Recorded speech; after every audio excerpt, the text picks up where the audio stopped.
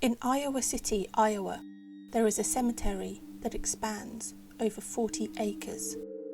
It is here, at 1000 Brown Street, that the Feldovert Monument sits.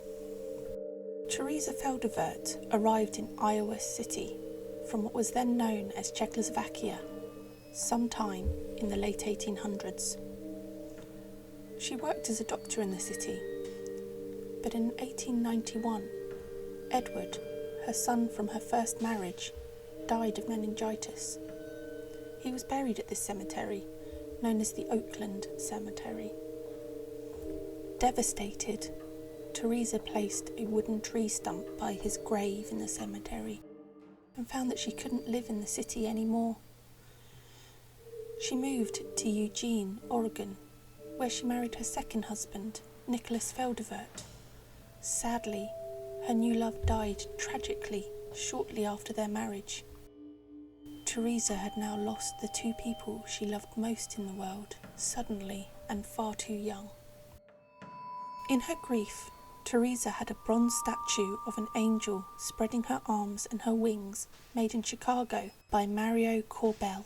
She had the angel placed in the Oakland Cemetery, overlooking her son's grave, and had her husband's ashes placed in the base of the statue, keeping her family together. In 1924, Teresa herself died of cancer, and her ashes were placed beside her husband's.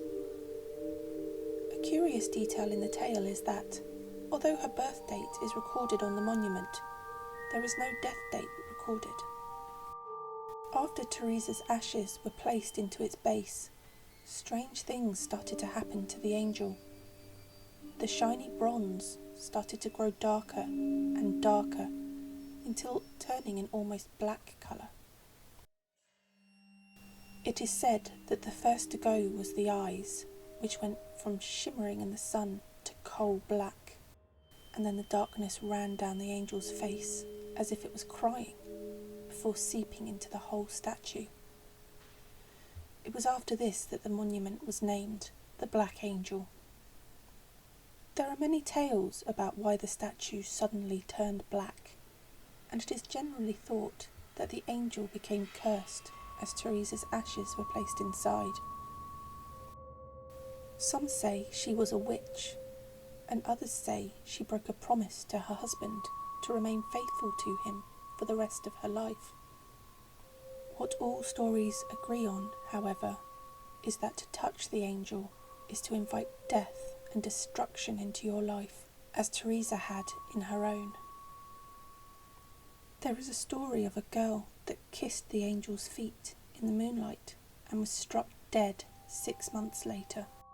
Another story surrounds a high school boy who touched it on Halloween and died instantly.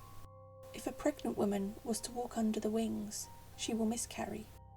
It would seem only virgins can escape the curse, being able to touch the angel with no ill effects. Whatever the truth and whatever the fable, every Halloween the angel gains a lot of attention from the locals, who will gather around it and dare each other to touch or kiss the black monument. There has been a lot of interest from the paranormal community too, with several investigations centering on the angel. Many of these investigations have captured a lot of bizarre floating anomalies in the cemetery. One particular investigation used a thermal camera in the dead of a cold night and found that the angel showed up as red hot for no reason at all. Whatever the story of the Black Angel of Iowa, you will agree that it is an interesting tale.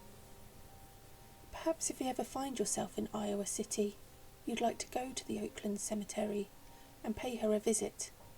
However, I wouldn't recommend touching her.